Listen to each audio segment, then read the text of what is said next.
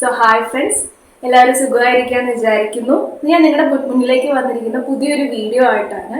അതേ ചാപ്റ്റർ തന്നെ excretory products and their elimination എന്ന് പറയുന്ന അതേ ചാപ്റ്ററിൽ തന്നെ വേറൊരു ടോപ്പിക്കുമായിട്ടാണ് വന്നിരിക്കുന്നത്. ഇന്നത്തെ ടോപ്പിക് എന്ന് പറയുന്നത് ട്യൂബുലാർ റീഅബ്സോർപ്ഷൻ ആൻഡ് സെക്രീഷൻ ആണ്. അപ്പൊ കഴിഞ്ഞ വീഡിയോയിൽ നമ്മൾ എന്തിനെ കുറിച്ചായിരുന്നു ഡിസ്കസ് ചെയ്തിരുന്നത്? പ്രഷർ ഗ്രേഡിയൻസിനെ കുറിച്ചായിരുന്നു ഡിസ്കസ് ചെയ്തത്. അപ്പൊ നമ്മൾ അതിൽ എന്തൊക്കെ കണ്ടു? ഗ്ലോമറുലാർ ഹൈഡ്രോസ്റ്റാറ്റിക് പ്രഷർ എന്താന്ന് കണ്ടു, ബ്ലഡ് കൊളോയിഡൽ ഓസ്മോട്ടിക് പ്രഷർ എന്താന്ന് കണ്ടു, ക്യാപ്സുലാർ ഹൈഡ്രോസ്റ്റാറ്റിക് പ്രഷർ എന്താന്ന് കണ്ടു, ഗ്ലോമറുലാർ മറ്റേ ഫിൽട്രേഷൻ മെംബ്രെയിൻ എന്താന്ന് കണ്ടു, അതിന്റെ കണ്ടൻസ് എന്താന്ന് കണ്ടു, അവിടെ എങ്ങനെയാണ് ഈ പ്രഷേഴ്സ് ആക്ട് ചെയ്യുന്നത് എന്നുള്ളത് കണ്ടു അല്ലേ? അപ്പൊ ഏതാണ്ട് ഒരു ഐഡിയ അതിനെ കുറിച്ച് ആയിട്ടുണ്ടാവും എന്നുള്ളത് വിചാരിക്കണം. വീഡിയോ എല്ലാവരും കണ്ടിട്ടുണ്ടാവും എന്ന് ഞാൻ വിചാരിക്കുന്നു. അപ്പോൾ അതിനെ കുറിച്ച് ഒരു ഐഡിയ കിട്ടിയാലേ നമുക്ക് ഗ്ലോമറുലാർ ഫിൽട്രേഷൻ എന്താന്നുള്ളത് മനസ്സിലാവും. നമ്മൾ പറഞ്ഞു ഒരു നെറ്റ് ഫിൽട്രേഷൻ പ്രഷർ വരുന്നുണ്ട് 10 mmHg എന്ന് പറയുന്നത് നെറ്റ് ഫിൽട്രേഷൻ പ്രഷർ വരുന്നുണ്ട്. ആ പ്രഷർ അങ്ങനെ തന്നെ നിൽക്കുന്നതുകൊണ്ടാണ് എന്ത് നടക്കുന്നത്? നമ്മുടെ ഗ്ലോമറുലാർ ഫിൽട്രേഷൻ എന്ന പ്രോസസ്സ് നടക്കുന്നത്. ഇനി നമുക്ക് എന്താണ് അതിനുശേഷം ഗ്ലോമറുലാർ ഫിൽട്രേഷന് ശേഷം വരുന്ന പ്രോസസ്സാണ് tubular secretion, tubular reabsorption, tubular secretion എന്ന് പറയുന്നത്. എന്താണ് സിഗ്നിഫിക്കൻസ് എന്നുള്ളത് നമുക്ക് ഈ വീഡിയോയിൽ മനസ്സിലാക്കാം. ഓക്കെ, നമുക്കറിയാം യൂറിൻ ഫോർമേഷനില് മെയിൻ ആയിട്ട് 3 പ്രോസസ്സുകളാണ് വരുന്നത്. അതായത് നമ്മൾ ആദ്യം പഠിച്ച ടോപ്പിക്കാണ്. മൊത്തമായിട്ട് നമ്മൾ മനസ്സിലാക്കിയ പ്രഷർ ഗ്രേഡിയൻസ് വെച്ച് നമ്മൾ ഒരുവിധ ഐഡിയ കിട്ടിയിട്ടുണ്ട് അല്ലെ? ആദ്യം നമ്മൾ മനസ്സിലാക്കിയ എന്തിനെ കുറിച്ചായിരുന്നു? ഗ്ലോമറുലാർ ഫിൽട്രേഷനെ കുറിച്ചായിരുന്നു. പിന്നെ വരുന്നത് tubular reabsorption, tubular secretion. Okay, ഈ 3 പ്രോസസ്സ് ചേർന്നതാണ് എന്തെന്ന് പറയുന്നത്? യൂറിൻ ഫോർമേഷന്റെ 3 സ്റ്റെപ്പുകളാണ് എന്തെന്ന് പറയുന്നത്? Glomerular filtration, tubular reabsorption, tubular secretion. അപ്പൊ എന്തൊക്കെയാണ് യൂറിൻ ഫോർമേഷനിൽ വരുന്ന മെയിൻ 3 സ്റ്റെപ്പുകൾ? എന്തൊക്കെയാണ്? Glomerular filtration, tubular reabsorption, tubular secretion. അപ്പൊ നമുക്ക് ഗ്ലോമറുലാർ ഫിൽട്രേഷനെ കുറിച്ച് കുറച്ചും കൂടി നന്നായിട്ട് മനസ്സിലാക്കും. എന്താണ് ഗ്ലോമറുലാർ ഫിൽട്രേഷൻ, അവിടെ എന്താണ് ശരിക്കും സംഭവിക്കുന്നത്? അപ്പോൾ നമുക്കറിയാം നമ്മുടെ വേസ്റ്റ് പ്രൊഡക്ട്സ് എല്ലാം റിമൂവ് ചെയ്യുന്ന നമ്മുടെ സ്വന്തം ആരാണ്? കിഡ്നി ചേട്ടനാണ് എല്ലാം എന്ത് ചെയ്യുന്നത്? റിമൂവ് ചെയ്യുന്നത്. അപ്പൊ കിഡ്നി ചേട്ടനിലേക്ക് 2 കിഡ്നി ചേട്ടന്മാരുണ്ട്, നമുക്ക് ലെഫ്റ്റ് ആൻഡ് റൈറ്റ് കിഡ്നീസ് ഉണ്ട്.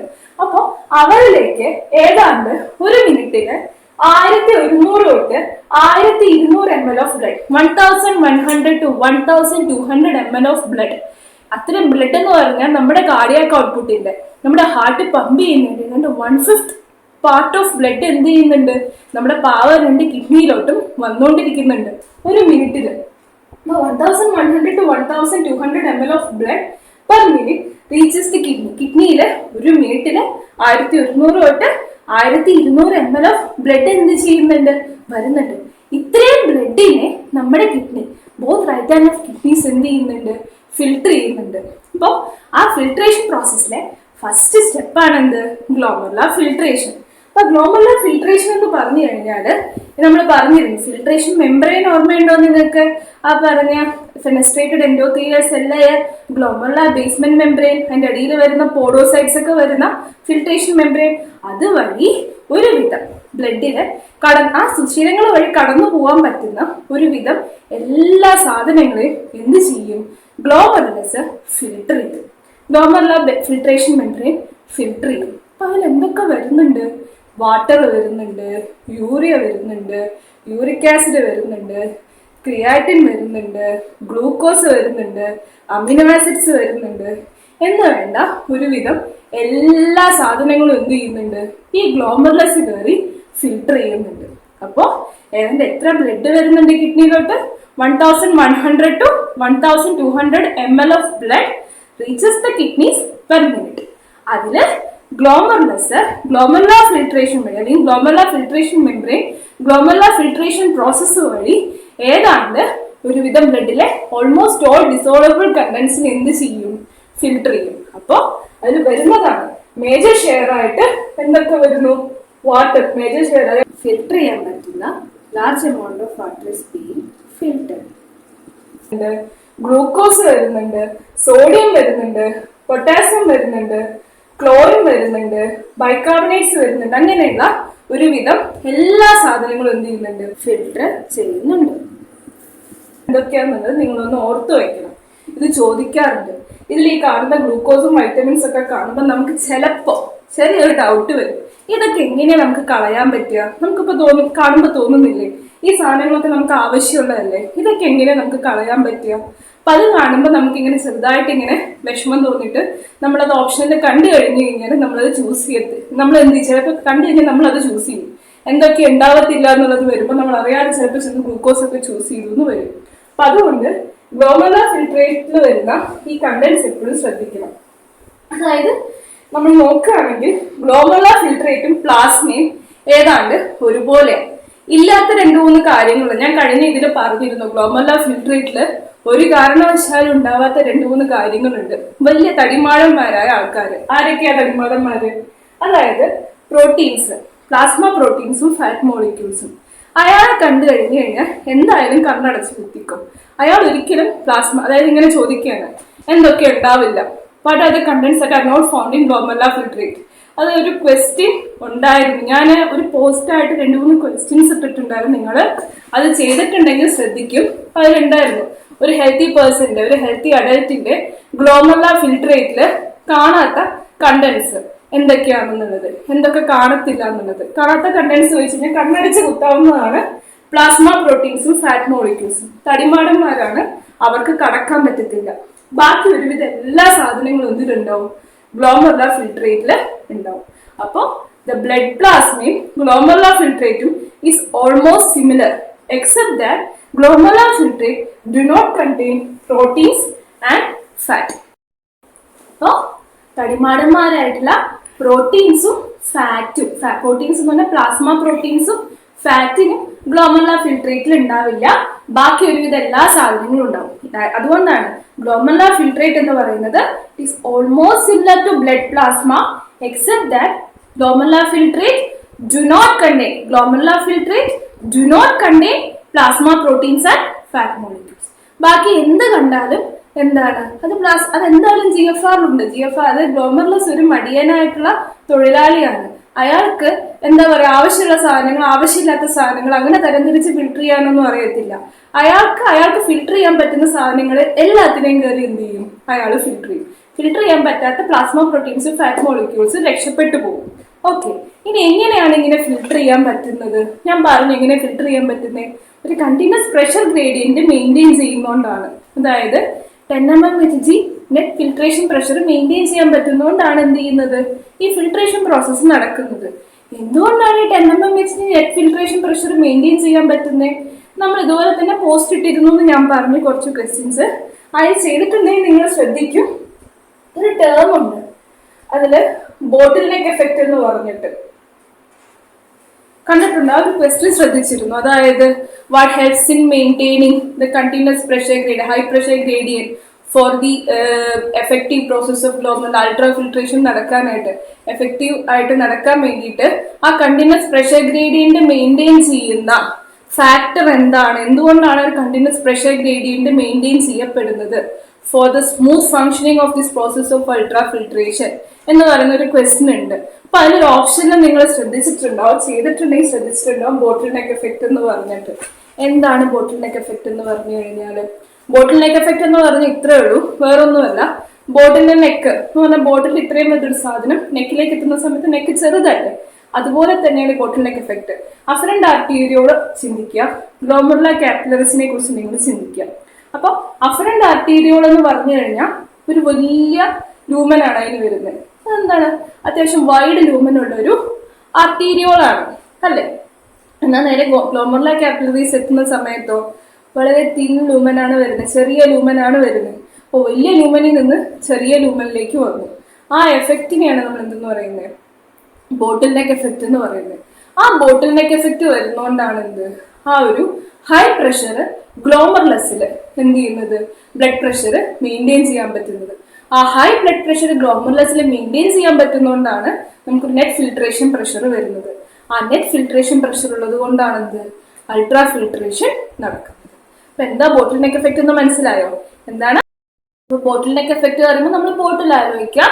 ബോട്ടിലിന് വലിയ ലൂമൻ ഉണ്ട്, പക്ഷെ നെക്കിലോട്ട് എത്തുമ്പോൾ അടപ്പിന്റെ ഭാഗത്തോട്ട് എത്തുമ്പോൾ ചെറിയ ലൂമനാണ്. അതുപോലെ തന്നെ അഫറന്റ് ആർട്ടീരിയോളിന് വലിയ ലൂമനാണ് കാപ്പിലറീസ്. ഗ്ലോമർല കാപ്പിലറീസിലേക്ക് എത്തുമ്പോൾ കാപ്പിലറീസ് ആർ സ്മോൾ.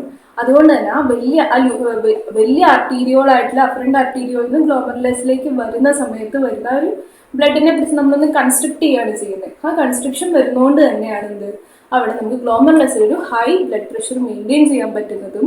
ആ ഹൈ ബ്ലഡ് പ്രഷർ ഉള്ളത് കൊണ്ടാണ് നെറ്റ് ഫിൽട്രേഷൻ പ്രഷർ എപ്പോഴും ഗ്ലോമർല ഫിൽട്രേഷൻ അനുകൂലിച്ചുകൊണ്ട് ഒരു നെറ്റ് ഫിൽട്രേഷൻ പ്രഷർ നമുക്ക് എന്ത് ചെയ്യുന്നത് മെയിൻറ്റെയിൻ ചെയ്യാനായിട്ട് സാധിക്കില്ല. അതാണ് ബോട്ടിൽ നെക്ക് എഫക്റ്റ്. ബോട്ടിൽ നെക്ക് എഫക്റ്റ് മനസ്സിലായി എന്നുള്ളത് വിചാരിക്കുകയാണ്. അപ്പൊ ആ ബോട്ടിൽ നെക്ക് എഫക്റ്റ് ഉള്ളത് കൊണ്ടാണ് നമുക്ക് എന്ത് ചെയ്യാൻ പറ്റുന്നത് കണ്ടിന്യൂസ് ആയിട്ട് ഫിൽട്രേഷൻ നടക്കുന്നത്. ഓക്കെ, ഇനി നമുക്ക് പറഞ്ഞു ഗ്ലോമർലസിനെ കുറിച്ച് പറഞ്ഞു. ഇപ്പൊ ഗ്ലോമർല ഫിൽട്രേഷൻ എന്ന് പറഞ്ഞു കഴിഞ്ഞാൽ നമ്മൾ അതിൽ വരുന്ന കണ്ടന്റ്സിനെയും കുറിച്ച് പറഞ്ഞു. അങ്ങനെയാണ് പ്രഷർ ഗ്രേഡിയൻസ് കാരണം അത് എഫക്ട് ആവുന്നതെന്നുള്ളതും നമ്മൾ പറഞ്ഞു. അപ്പൊ ഗ്ലോമർല ഫിൽട്രേഷൻ എന്ന് പറഞ്ഞു കഴിഞ്ഞാല് ഗ്ലോമർല ഫിൽട്രേഷൻ റേറ്റ് എന്ന് പറഞ്ഞു കഴിഞ്ഞാല് amount of filtrate form per minute. അതിനാണ് നമ്മൾ എന്തെന്ന് വിളിക്കുന്നത് ഗ്ലോമർല ഫിൽട്രേഷൻ റേറ്റ് എന്ന് പറയുന്നത്. ഏതാണ്ട് ഇപ്പൊ നമ്മൾ പറഞ്ഞു 1100 തൊട്ട് 1200 ml ഓഫ് ബ്ലഡ് എന്ത് ചെയ്യുന്നുണ്ട് ഒരു മിനിറ്റിൽ കിഡ്നിയിൽ എത്തുന്നുണ്ട്. അപ്പോ അത് ഫിൽട്ടർ ചെയ്ത് വരുമ്പോൾ ഉണ്ടാകുന്ന ഗ്ലോമർല ഫിൽട്രേഷൻ റേറ്റ് എന്ന് പറയുന്നത് ഏതാണ്ട് 125 ml പെർ മിനിറ്റ് ആണ്. എത്രയാണ് ഗ്ലോമർല ഫിൽട്രേഷൻ റേറ്റ് വരുന്നത് 125 ml per minute. 125 ml per minute എന്ന് പറഞ്ഞാൽ ഏതാണ്ട് 180 ലിറ്റർ പെർ ഡേ. എത്ര വരുന്നുണ്ട് 180 ലിറ്റർ പെർ ഡേ. എന്താണ് ഗ്ലോമർല ഫിൽട്രേഷൻ റേറ്റ് എന്ന് പറഞ്ഞാൽ is the amount of glomerular filtrate that is formed per minute. ഏതാണ്ട് എത്ര റേറ്റ് വരുന്നത് 125 ml per minute അല്ലെങ്കിൽ 180 ലിറ്റർ പെർ ഡേ. ഇപ്പൊ ഒന്ന് ഓർത്ത് നോക്കുക, ഒരു ദിവസം നമ്മുടെ ബോഡിയിൽ 180 ലിറ്റർ പെർ ഡേ ഫിൽട്രേറ്റ്. ഈ ഫിൽട്രേറ്റിൽ ഈ പറയുന്ന ട്യൂബുലർ റീഅബ്സോർപ്ഷനും സെക്രീഷനും നടക്കുന്നില്ല എന്ന് വിചാരിക്കുക. ട്യൂബുൾസ് റീഅബ്സോർബ് ചെയ്യാൻ സെക്രീറ്റ് ചെയ്തൊന്നും ചെയ്യുന്നില്ലെങ്കിൽ 150 ലിറ്റർ മൂത്രം. ഒന്ന് ആലോചിച്ച് നോക്കിയേ, നമ്മൾ ബാത്റൂമിൽ പായിട്ട് കിടക്കേണ്ടി വരും, അല്ലാണ്ട് നടക്കത്തില്ല. ഒരു ദിവസം പോരാ, ഇപ്പൊ മാസങ്ങളോളം നമ്മൾ ബാത്റൂമിൽ പായിട്ട് കിടക്കേണ്ടി വരും. അപ്പൊ അതാണ് കിഡ്നി അതാണ് ചോദിക്കുന്നത്. എന്താണ് എന്റെ ഉദ്ദേശം? ഈ മുതലാളി ഒരു മാസം ബാത്റൂമിൽ തമ്പടിച്ചു കഴിഞ്ഞാലും ഒഴിച്ചു തീർക്കാൻ പറ്റാത്ത അത്രയും മൂത്രമാണ് ഈ ഗ്ലോമർലസ് ഉണ്ടാക്കി വെക്കുന്നത്. 180 ലിറ്റർ പെർ ഡേ. ഒന്ന് ഓർത്തു നോക്കൂ. അപ്പൊ അത് വരുമ്പോഴാണ് നമ്മുടെ കുറച്ച് സുഹൃത്തുക്കൾ നമ്മളെ സഹായിക്കാത്തുന്നത്. ആരാണ് ആ സുഹൃത്തുക്കള്? അതാണ് ഈ റീഅബ്സോർപ്ഷൻ ആൻഡ് സെക്രീഷൻ നടക്കുന്ന സ്ഥലം. ആരൊക്കെയാണ് അവരെ 3 സുഹൃത്തുക്കള്? ഒന്നാണ് പ്രോക്സിമൽ കോൺവല്യൂട്ടഡ് ട്യൂബ്യൂൾ, പിന്നെ വരുന്നത് ലൂപ്പ് ഓഫ് ഹെൻലെ, പിന്നെ വരുന്നത് ഡിസ്റ്റൽ കോൺവല്യൂട്ടഡ് ട്യൂബ്യൂൾ, ഒരാളും കൂടി ഉണ്ട് കളക്ടിംഗ് ഡക്ട്. ഇത്രയും പേരെന്താണ് ആത്മാർത്ഥതയോടെ വർക്ക് ചെയ്യുന്ന ആത്മാർത്ഥത കൂടിയ കുറച്ച് എംപ്ലോയീസ് ആണ്. ഗ്ലോമർലസ് ഭയങ്കര മടിയനായ എംപ്ലോയി ആണ്. അയാളുടെ പണി മര്യാദയ്ക്ക് ചെയ്യില്ല. അയാൾ തോന്നിയ പോലെ ഓരോത് ചെയ്തു വെക്കും. ആവശ്യമില്ലതും ആവശ്യമില്ലാത്തതിനൊക്കെ കയറി ഫിൽട്ടർ ചെയ്ത് വെക്കും. എന്നിട്ട് 150 ലിറ്റർ ഒക്കെ ഉണ്ടാക്കി വെക്കും. ഈ 150 ലിറ്റർ മൂത്രമായിട്ട് ഒഴിച്ചു കഴിഞ്ഞാൽ നമുക്ക് ബാത്റൂമിൽ നിന്ന് എണീക്കാൻ പറ്റത്തില്ല. അപ്പോഴാണ് നമ്മളെ സഹായിക്കാനായിട്ട് ആരൊക്കെ എത്തുന്നത്? Proximal convoluted tubule, loop of Henle, distal convoluted tubule and collecting duct. അപ്പൊ ഈ 4 പേര് ചേർന്നാണ് എന്ത് ചെയ്യുന്നത്? ട്യൂബുലാർ റീഅബ്സോർപ്ഷൻ ആൻഡ് സെക്രീഷൻ എന്ന പ്രോസസ്സ് നടക്കുന്നത്. അപ്പൊ നമുക്കറിയാം ഫിൽട്രേറ്റ് ഏതാണ്ട് എത്ര ഫോം ചെയ്യുന്നുണ്ട്? 180 ലിറ്റേഴ്സ് ഫോം ചെയ്യുന്നുണ്ട്. അത്രയും ഫിൽട്രേറ്റ് നമുക്ക് യൂറിനായിട്ട് പാസ് ചെയ്യാനായിട്ട് സാധിക്കില്ല. So these 4 comes to our health. അപ്പോ അവിടെ നടക്കുന്ന പ്രോസസ്സാണ് ട്യൂബുലാർ റീഅബ്സോർപ്ഷൻ ആൻഡ് സെക്രീഷൻ എന്ന് പറയുന്നത്. എന്താണ് ട്യൂബുലാർ? ആദ്യം നമ്മൾ പഠിക്കാൻ പോകുന്നത് ട്യൂബുലാർ റീഅബ്സോർപ്ഷനെ കുറിച്ചാണ്. എന്താണ് ട്യൂബുലാർ റീഅബ്സോർപ്ഷൻ എന്ന് നോക്കാം. നമുക്കറിയാം ഒരു ഹെൽത്തി അഡൽട്ടിന്റെ നോർമൽ ഡെയിലി യൂറിൻ ഔട്ട്പുട്ട് എന്ന് പറയുന്നത് ഏതാണ്ട് 1.5 ലിറ്റേഴ്സ് ആണ് വരുന്നത്. ഫിൽട്രേറ്റ് 180 ലിറ്റർ ആണെങ്കിലും നമ്മൾ യൂറിൻ ഔട്ട്പുട്ട് വരുന്നത് 1.5 ലിറ്റേഴ്സ് ആണ് വരുന്നത്. അപ്പൊ 180 ലിറ്റർ ടു 1.5 ലിറ്റേഴ്സ്, ആ ഒരു ഡിഫറൻസ് വരുമ്പോൾ തന്നെ നമുക്ക് മനസ്സിലാവും almost all of the filtrate R being reabsorbed. അതായത് ഏതാണ്ട് 99% of the ഗ്ലോമർല filtrate is being reabsorbed. ഈ പ്രോസസ്സിനെയാണ് നമ്മൾ ട്യൂബുലാർ റീഅബ്സോർപ്ഷൻ എന്ന് പറയുന്നത്. ട്യൂബുലാർ റീഅബ്സോർപ്ഷൻ മെയിൻ ആയിട്ടും പ്രോക്സിമൽ കോൺവല്യൂട്ടഡ് ട്യൂബ്യൂൾ, അതുപോലെ loop of Henley, distal convoluted tubule, collecting duct, ഇവിടെ എല്ലാവരും ഈ ട്യൂബുലാർ റീഅബ്സോർപ്ഷൻ പ്രോസസ്സ് നടക്കുന്നുണ്ട്. ആക്റ്റീവ് ട്രാൻസ്പോർട്ട് വഴിയും വരാം, പാസീവ് ട്രാൻസ്പോർട്ട് വഴിയും വരാം. ആക്റ്റീവ് ട്രാൻസ്പോർട്ട് എന്ന് പറഞ്ഞാൽ സോഡിയം, അതുപോലെ ന്യൂട്രിയൻസ്, അതുപോലെ തന്നെ അയോണുകൾ, ഇവരൊക്കെ ആക്റ്റീവ് ട്രാൻസ്പോർട്ട് വഴിയാണ് റീഅബ്സോർബ് ചെയ്യുന്നതെങ്കിൽ നൈട്രജനസ് വേസ്റ്റുകൾ അതും നമ്മുടെ മെഡിലറി സ്പേസിലേക്ക് അവിടുത്തെ ഓസ്മോളാരിറ്റി മെയിൻറ്റെയിൻ ചെയ്യാൻ വേണ്ടിയിട്ട് റീഅബ്സോർബ് ചെയ്യപ്പെടുന്നുണ്ട്. അതെന്താണ്? പാസീവ് ട്രാൻസ്പോർട്ട് വഴിയാണ് റീഅബ്സോർബ് ചെയ്യുന്നത്. നമുക്ക് ട്യൂബുലാർ റീഅബ്സോർപ്ഷനെ കുറിച്ച് കുറച്ചും കൂടി ഡീറ്റെയിൽഡ് ആയിട്ട് നോക്കാം. ഓരോ സെഗ്മെന്റ്സിലും, ഓരോ റീനൽ ട്യൂബുലിന്റെ ഓരോ സെഗ്മെന്റ്സിലും എങ്ങനെയൊക്കെയാണ് ട്യൂബുലാർ റീഅബ്സോർപ്ഷൻ എന്ന പ്രോസസ്സ് നടക്കുന്നതെന്നുള്ളത് നമുക്കൊന്ന് ഡീറ്റെയിൽഡ് ആയിട്ട് നോക്കാം. അപ്പോ ആദ്യം നമ്മൾ പഠിക്കാൻ പോകുന്നത് പ്രോക്സിമൽ കോൺവല്യൂട്ടഡ് ട്യൂബ്യൂളിനെ കുറിച്ചാണ്. പ്രോക്സിമൽ കോൺവല്യൂട്ടഡ് ട്യൂബ്യൂളിൽ എങ്ങനെയാണ് ട്യൂബുലാർ റീഅബ്സോർപ്ഷൻ നടക്കുന്നതെന്നുള്ളത് നമുക്ക് നോക്കാം. അപ്പൊ പ്രോക്സിമൽ കോൺവല്യൂട്ടഡ് ട്യൂബ്യൂളിലാണ് ഏതാണ്ട് മേജർ ഷെയർ ഓഫ് റീഅബ്സോർപ്ഷൻ നടക്കുന്നത്.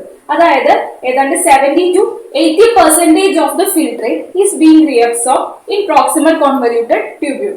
70 to 80% of the filtrate is being reabsorbed in the proximal convoluted tubule. ഇപ്പൊ പ്രോക്സിമൽ കോൺവല്യൂട്ടഡ് ട്യൂബിളിൽ എന്തുണ്ട്? ബ്രഷ് ബോർഡർ ഓഫ് മൈക്രോവിലി, അതായത് സ്പെഷ്യലൈസ്ഡ് മൈക്രോവിലീസ് എവിടെ കാണാൻ സാധിക്കും? ബ്രഷ് ബോർഡർ സെൽസ് എന്നാണ് വിളിക്കുക. അപ്പൊ അതിൽ ഒരുപാട് മൈക്രോവിലീസ് നമുക്ക് എന്തിൽ കാണാൻ സാധിക്കും? പ്രോക്സിമൽ കോൺവല്യൂട്ടഡ് ട്യൂബ്യൂളിൽ കാണാൻ സാധിക്കും. ആ പ്രോക്സിമൽ കോൺവല്യൂട്ടഡ് ട്യൂബ്യൂളിൽ മൈക്രോവിലീസ് വരുന്നതിന്റെ കാരണം, ബ്രഷ് ബോർഡർ സെൽസ് വരുന്നതിന്റെ കാരണം കൊണ്ട് തന്നെ എന്തു കൂടും? സർഫസ് ഏരിയ കൂടും. ഒരുപാട് മൈക്രോവിലീസ് വരുമ്പോൾ സർഫസ് ഏരിയ കൂടും. ഈ സർഫസ് ഏരിയ കൂടുന്നോണ്ടാണ് എന്തുകൊണ്ട് പ്രോക്സിമൽ കോൺവല്യൂട്ടഡ് ട്യൂബ്യൂളിൽ എഫക്റ്റീവ് ആയിട്ട് റീഅബ്സോർപ്ഷൻ പ്രോസസ് എന്ത് ചെയ്യുന്നത്? നടക്കുന്നത്. So about 70 to 80% of the filtrate is being reabsorb in the proximal convoluted tubule. Okay, അതായത് അവിടെ എന്തൊക്കെയാണ് റീഅബ്സോർബ് ചെയ്യപ്പെടുന്നത് നമുക്ക് നോക്കാം. അതായത് ന്യൂട്രിയൻസ് ഏതാണ്ട് 100% of the nutrients are being reabsorb. നമ്മളറിയാം ഗ്ലോമർലെസ് മടിയനായ തൊഴിലാളി, അയാൾക്ക് വേസ്റ്റ് എന്നോ നമുക്ക് ആവശ്യമുള്ള സാധനങ്ങളോ എന്നൊന്നുമില്ല. അയാൾ എല്ലാത്തിനെയും കയറി ഫിൽട്ടർ ചെയ്തിട്ട് ഗ്ലൂക്കോസ്, അമിനോ ആസിഡ്സ്, നമ്മുടെ ശരീരത്തിന് ആവശ്യമുള്ള ഗ്ലൂക്കോസിനും അമിനോ ആസിഡ്സിനും വരെ അയാൾ കളയാൻ നിൽക്കുകയാണ്. അപ്പൊ അത് PCTക്ക് സഹിച്ചില്ല. അതുകൊണ്ട് തന്നെ 100% of the nutrients are being reabsorbed by the PCT. അതായത് ഗ്ലൂക്കോസ് ആൻഡ് അമിനോ ആസിഡ്സ് 100% ആയിട്ട് റീഅബ്സോർബ് ചെയ്യപ്പെടുന്നുണ്ട്.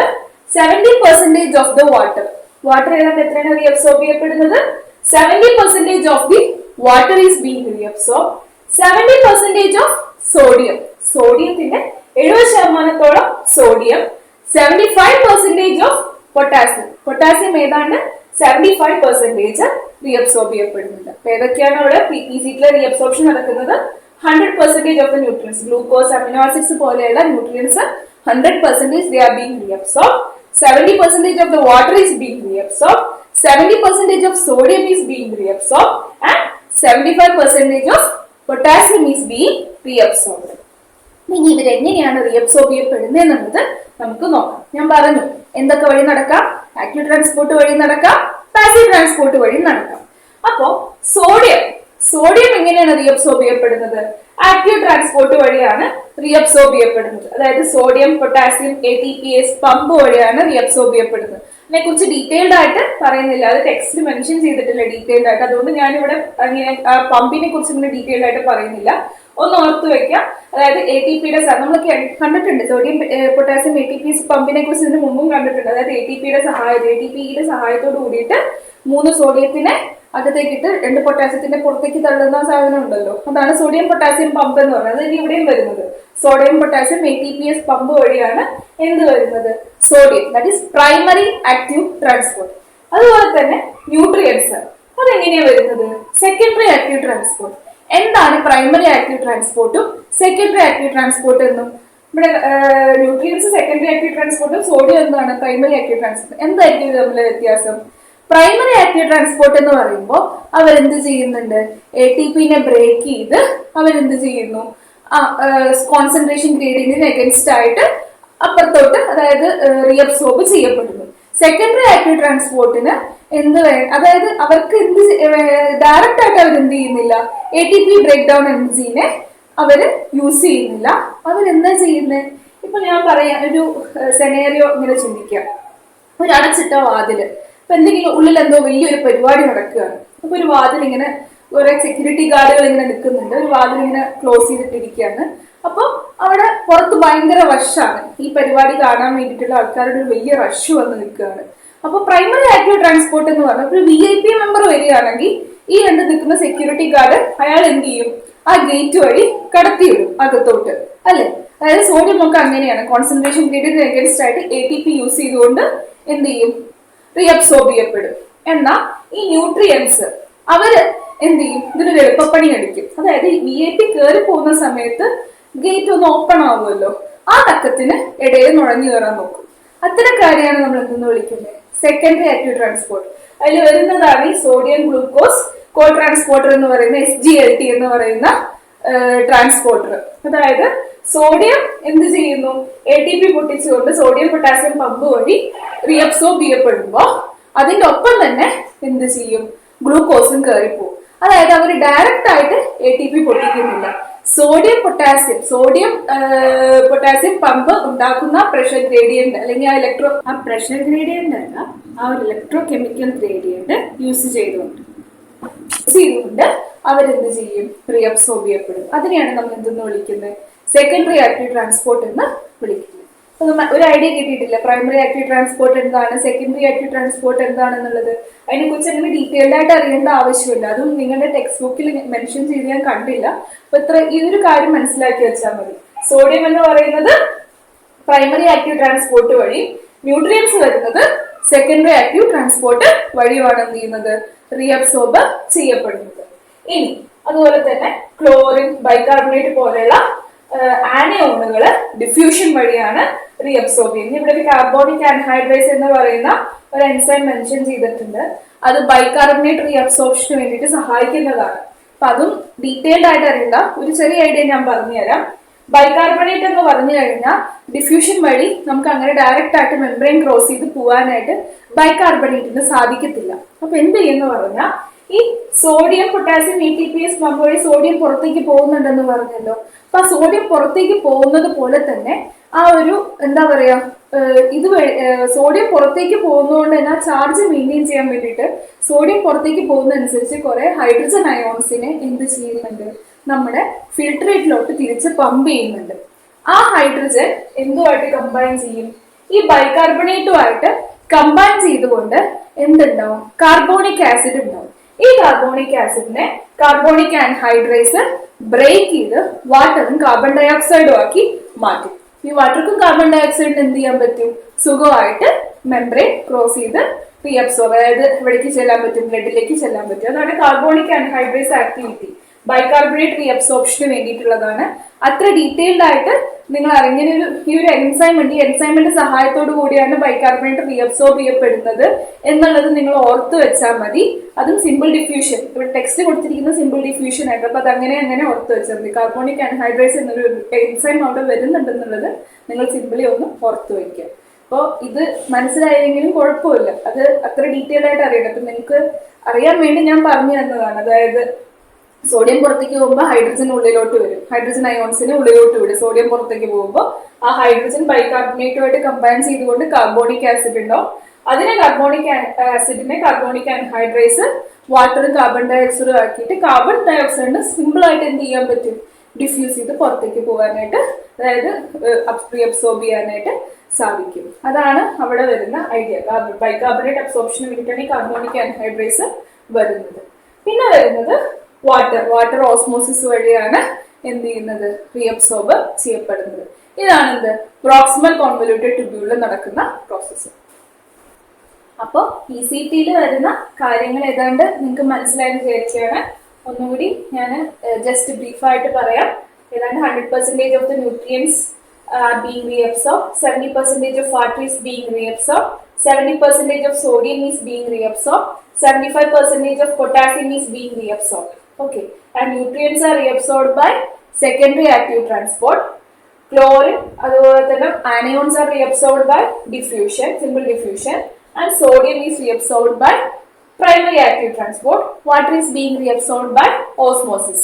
ഇനി നെക്സ്റ്റ് വരുന്നതാണ് loop of Henley, Henle's loop എന്ന് പറയുന്നത്.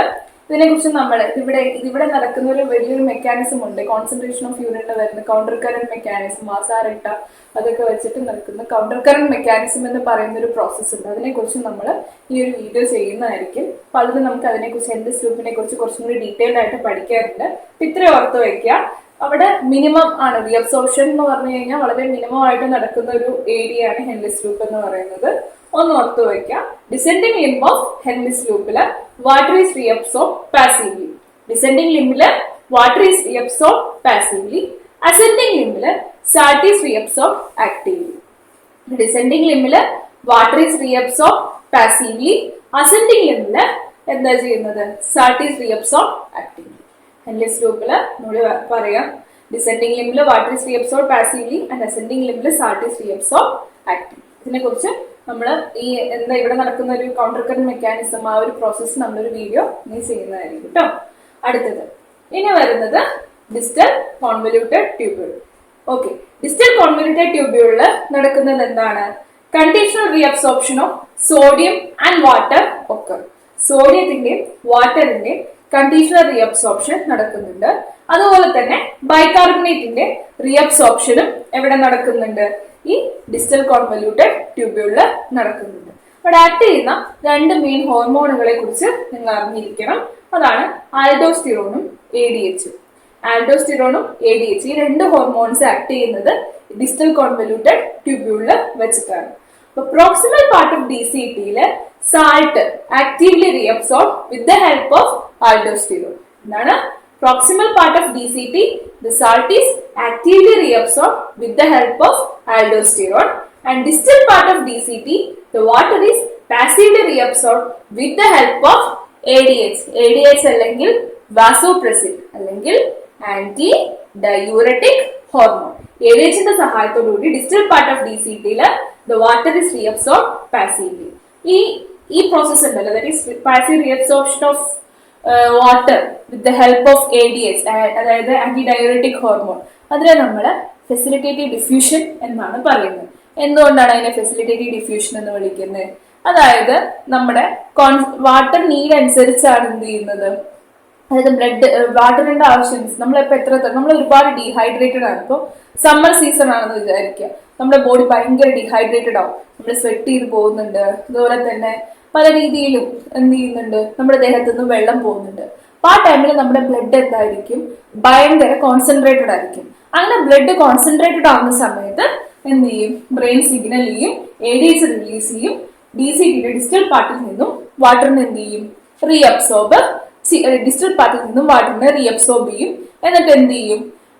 ബ്ലഡിന്റെ കോൺസെൻട്രേറ്റഡ് ആയിട്ടുള്ള ബ്ലഡിന്റെ, അതായത് ബ്ലഡിൽ വരുന്ന വാട്ടറിന്റെ കോൺസെൻട്രേഷൻ കുറഞ്ഞു കഴിഞ്ഞാൽ അവിടേക്ക് എന്ത് ചെയ്യും? വാട്ടറിനെ റീഅബ്സോർബ് ചെയ്ത് കഴിക്കും. ഇനി ഇപ്പൊ റെയിനി സീസൺസ് ആ വിചാരിച്ചു, റെയിനി സീസൺ വരുന്ന സമയത്ത് അങ്ങനെ വലിയ രീതിയിൽ നമുക്ക് വാട്ടർ ലോസ് വരുന്നില്ല. അപ്പൊ ബ്ലഡിന്റെ കോൺസെൻട്രേഷൻ എന്തായിരിക്കും? അത്ര കോൺസെൻട്രേറ്റഡ് ആവില്ല. അപ്പൊ ആ കേസിൽ വരുന്ന സമയത്ത് ഇവിടെ എന്ത് ചെയ്യത്തില്ല?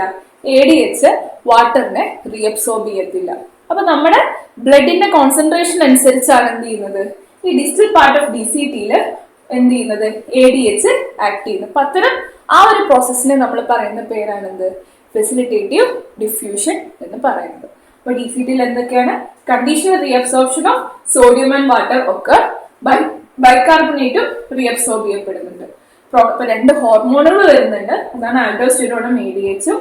Proximal part of DCT, the salt is reabsorbed actively by aldosterone, and distal part of DCT, the water is reabsorbed passively by ADH. Okay. ഇനി വരുന്നത് കളക്ടിംഗ് ഡക്ട് ആണ്, ഏറ്റവും ലാസ്റ്റ് പാർട്ട്. അപ്പൊ കളക്ടിംഗ് ഡക്റ്റില് മെയിൻ ആയിട്ട് ഇതുപോലെ തന്നെ വാട്ടർ ADH-ന്റെ ആക്ഷൻ വഴി water reabsorption നടക്കുന്നുണ്ട്. അങ്ങനെ വാട്ടർ റീഅബ്സോർപ്ഷൻ നടക്കുന്നതുകൊണ്ട് തന്നെ എന്ത് ചെയ്യുന്നു? കോൺസെൻട്രേറ്റഡ് ആയിട്ടുള്ള യൂറിൻ പ്രൊഡ്യൂസ് ചെയ്യുന്നു. ഏതാണ്ട് 300 to 1200 milli osmol per litre, അത്രയും കോൺസെൻട്രേറ്റഡ് ആയിട്ടുള്ള യൂറിൻ ആണ് എന്ത് ചെയ്യുന്നത്? അതായത് നമ്മുടെ ഫിൽട്രേറ്റിനെക്കാട്ടും 4 മടങ്ങ് കോൺസെൻട്രേറ്റഡ് ആയിട്ടുള്ള യൂറിൻ ആണ് എന്ത് ചെയ്യുന്നത്?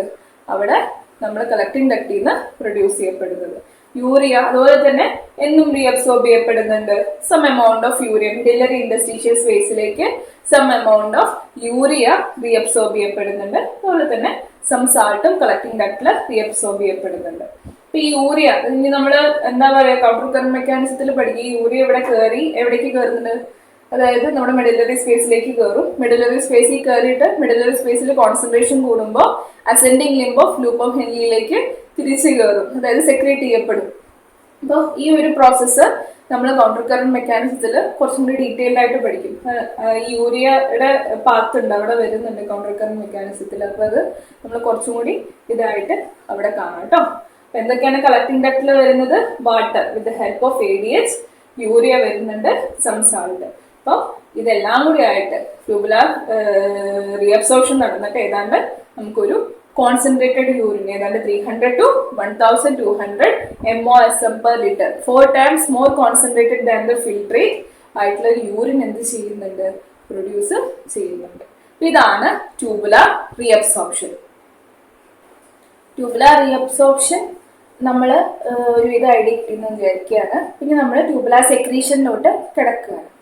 ട്യൂബുലാർ സെക്രീഷൻ എന്ന് പറഞ്ഞു കഴിഞ്ഞാൽ നമ്മൾ അൾട്രാഫിൽട്രേഷൻ പ്രോസസ്സ് കഴിഞ്ഞു കഴിഞ്ഞാലും ഒരുപാട് വേസ്റ്റ് പ്രൊഡക്ട്സ്, ഒരുപാടല്ല കുറച്ച് വേസ്റ്റ് പ്രൊഡക്ട്സ് ബ്ലഡിൽ അപ്പോഴും എന്താണ് റിമൈനിങ് ആയിട്ട് നിൽക്കുന്നുണ്ട്. ഈ വേസ്റ്റ് പ്രൊഡക്ട്സ് എന്ത് ചെയ്യും? DCT, PCT, മെയിൻ ആയിട്ടും TCT, DCT ആണ് വരുന്നത്. പ്രോക്സിമൽ കോൺവല്യൂട്ടഡ് ട്യൂബ്യൂളും ഡിസ്റ്റൽ കോൺവല്യൂട്ടഡ് ട്യൂബ്യൂളും ആണ് മെയിൻ ആയിട്ടും വരുന്നത്. അവിടെ എന്ത് ചെയ്യുന്നുണ്ട്? ചില വേസ്റ്റ് പ്രൊഡക്റ്റുകൾ എന്ത് ചെയ്യുന്നുണ്ട്? തിരിച്ച് ഫിൽട്രേറ്റിലോട്ട് സെക്രീറ്റ് ചെയ്യുന്നുണ്ട്. ഈ പ്രോസസ്സിനെയാണ് നമ്മൾ എന്തെന്ന് വിളിക്കുന്നത്? ട്യൂബുലാർ സെക്രീഷൻ എന്ന് വിളിക്കുന്നത്. അപ്പോ ട്യൂബുലാർ സെക്രീഷൻ എന്ന് പറയുന്നത് active transport, active and selective process ആണ്.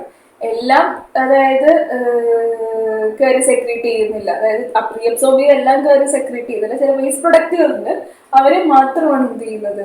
തിരിച്ച് സെക്രീറ്റ് ചെയ്യുന്നത്. അപ്പൊ നമുക്ക് എന്തൊക്കെയാണ് ട്യൂബുലാർ സെക്രീഷനിൽ വരുന്നതെന്നുള്ളത് നോക്കാം. ആദ്യത്തേത് PCT-യിൽ പ്രോക്സിമൽ കോൺവല്യൂട്ടഡ് ട്യൂബ്യൂളിൽ തന്നെ സെക്രീറ്റ് ചെയ്യപ്പെടുന്ന സാധനങ്ങൾ എന്തൊക്കെയാണ്? ഹൈഡ്രജൻ അയോൺസ് കുറച്ച് വരുന്നുണ്ട്, അമോണിയ വരുന്നുണ്ട്, യൂറിക് ആസിഡ് വരുന്നുണ്ട്, ഹിപ്യൂരിക് ആസിഡ് വരുന്നുണ്ട്, ക്രിയാറ്റിൻ വരുന്നുണ്ട്, ചില ഡ്രഗ്സ് വരുന്നുണ്ട്, പൊട്ടാസ്യം വരുന്നുണ്ട്. എന്തൊക്കെയാണ് പ്രോക്സിമൽ കോൺവല്യൂട്ടഡ് ട്യൂബ്യൂളിൽ വരുന്നത്?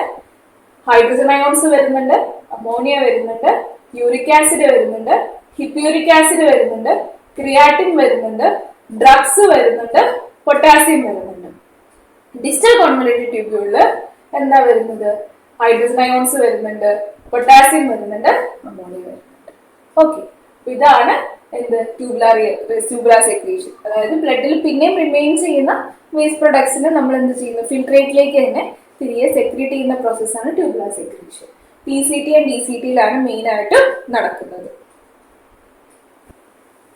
അപ്പോൾ ട്യൂബുലാർ സെക്രീഷൻ, ട്യൂബുലാർ റീഅബ്സോർപ്ഷൻ കണ്ടു. ഇനി നമുക്ക് ഇതെല്ലാം പ്രോസസ്സ് എല്ലാം കഴിഞ്ഞിട്ടല്ല, ഈ പ്രോസസ്സിന്റെ ഇടയിൽ നമ്മുടെ ഓരോ പാർട്ടിലും വരുന്ന ഈ യൂറിൻ അതായത് ഫിൽട്രേറ്റിന്റെ കോൺസെൻട്രേഷൻ ആൻഡ് വോളിയത്തിൽ വരുന്ന ചേഞ്ചസ് എങ്ങനെയാണ് വരുന്നത് എന്നുള്ളത് നമുക്കൊന്ന് നോക്കാം. അത് ചോദിച്ചു കണ്ടിട്ടുണ്ട് കേട്ടോ എക്സാംസിൽ ഈ ടേബിള്. അപ്പൊ ഇതൊന്നും ശ്രദ്ധിക്കാം. അപ്പൊ ആദ്യം നമ്മള് ട്യൂബുകളുടെ ഫസ്റ്റ് പാർട്ട്, അതായത് ക്യാപ്സ്യൂൾ എന്ന് പറഞ്ഞാൽ ബർമാൻസ് ക്യാപ്സ്യൂളില് ഫിൽട്രേറ്റിന്റെ കോൺസെൻട്രേറ്റ് എന്താണ് വലിയ ചേഞ്ച് ഒന്നും വരുന്നില്ല, വോളിയത്തിലും യാതൊരു ചേഞ്ചും വരുന്നില്ല. ഓക്കെ, ക്യാപ്സ്യൂലാർ സ്പേസിൽ എന്താണ് കോൺസെൻട്രേഷനും ചേഞ്ച് ഇല്ല, വോളിയത്തിനും ചേഞ്ച് ഇല്ല.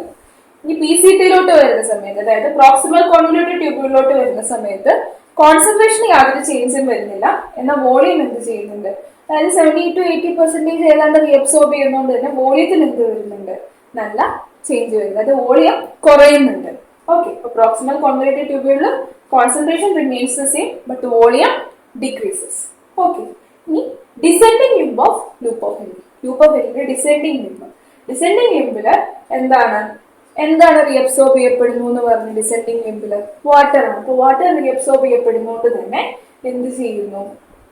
കോൺസെൻട്രേഷൻ ഓഫ് ദ സൊല്യൂട്ട് കൂടുന്നു, വോളിയം എന്ത് ചെയ്യുന്നു? കുറയുന്നു.